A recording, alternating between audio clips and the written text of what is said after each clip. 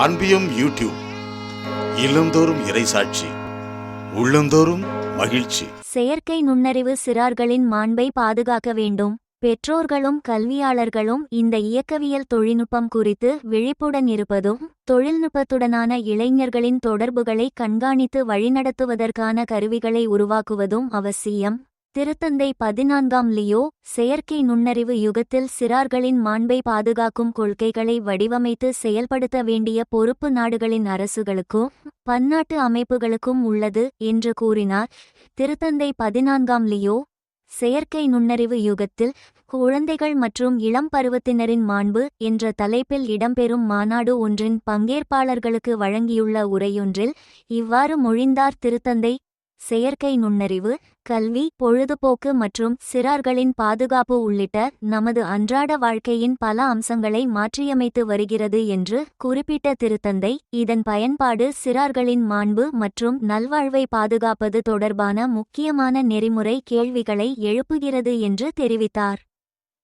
குழந்தைகள் மற்றும் இளம் பருவத்தினர், குறிப்பாக அவர்களின் முடிவுகள் மற்றும் விருப்பங்களை பாதிக்கக்கூடிய செயற்கை நுண்ணறிவு வழிமுறைகள் மூலம் தவறாக பயன்படுத்தப்படும் நிலைக்கு ஆளாக நேரிடும் என்றும் எச்சரித்தார்.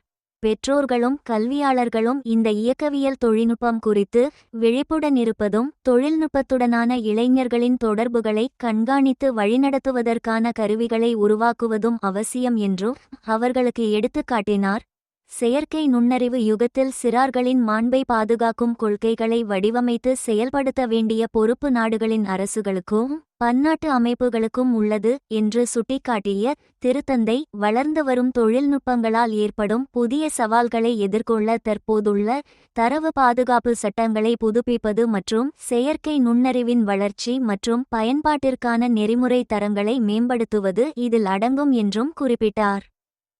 இருப்பினும், சிறார்களின் மாண்பை பாதுகாப்பதை கொள்கைகளுக்குள் மட்டும் அடக்கிவிட முடியாது. அதற்கு எண்மமுறை, டிஜிட்டல் கல்வியும் தேவைப்படுகிறது என்று உரைத்த திருத்தந்தை, இத்தாலியில் உள்ள 3 முக்கிய கத்தோலிக்க அமைப்புகளால் ஊக்குவிக்கப்பட்ட ஒரு பாதுகாப்பு திட்டம் குறித்து முன்னாள் திருத்தந்தை பிரான்சிஸ் குறிப்பிட்டது போன்று, பெரியவர்கள் கல்வி கைவினைஞர்கள் என்ற தங்கள் பணியை மீண்டும் கண்டுபிடித்து அதற்கு உண்மையாக இருக்க பாடுபட வேண்டும் என்றும் கேட்டுக்கொண்டார். நெறிமுறை வழிகாட்டுதல்களை வரைந்து அமல்படுத்துவது உண்மையில் முக்கியம் என்றாலும் கூட அது மட்டுமே போதாது என்று குறிப்பிட்ட திருத்தந்தை, கூட்டு முயற்சிகளின் வலையமைப்புகளால் நெட்வொர்க்ஸ் பயிற்சியளிக்கப்பட்டு ஆதரிக்கப்படும் பெரியவர்களால் மேற்கொள்ளப்படும் தினசரி தொடர்ச்சியான கல்வி முயற்சிகள் தான் தேவைப்படுகின்றன என்றும் எடுத்துரைத்தார். மேலும் இந்த செயல்முறை செயற்கை நுண்ணறிவின் பயன்பாடு மற்றும் முன்கூட்டிய, வரம்பற்ற மற்றும் மேற்பார்வையற்ற எண்மமுறை அணுகல் ஆகிய இரண்டும் இளைஞர்களின் உறவுகள் மற்றும் வளர்ச்சிக்கு ஏற்படுத்தக்கூடிய ஆபத்துகளை புரிந்துகொள்வதை உள்ளடக்கியது என்றும் அவர்களுக்கு எடுத்துக்காட்டினார்.